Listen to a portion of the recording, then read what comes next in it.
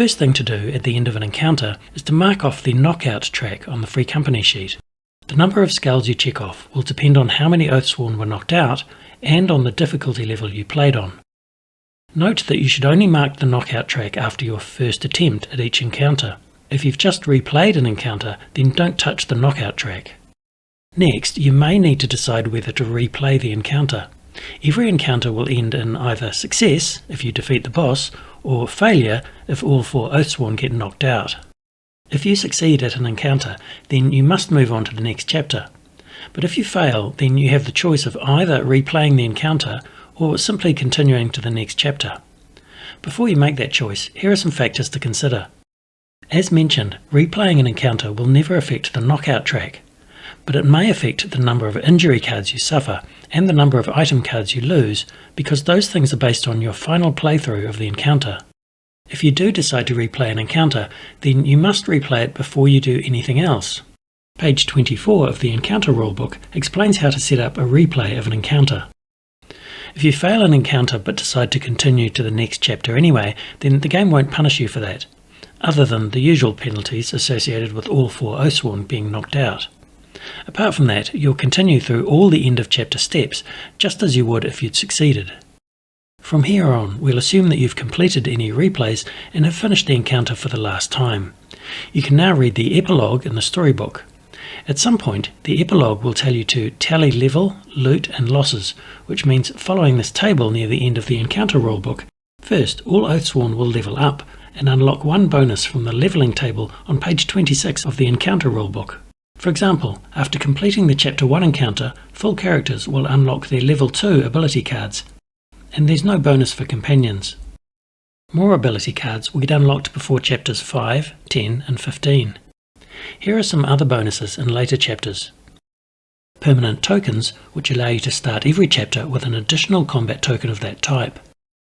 Improved animus, increasing either the regen value or the maximum animus. Free company traits, which offer a variety of benefits depending on which trait you choose. And companion upgrades, such as new archetype cards. The first 2 columns of the leveling table are the most important, as they tell you which bonus you get at each level. The numbers in the right-hand columns show the total number of bonuses which a character will have accumulated by the time they reach a given level. They're intended mainly for quick leveling, which offers a way to quickly bring new characters up to the required level.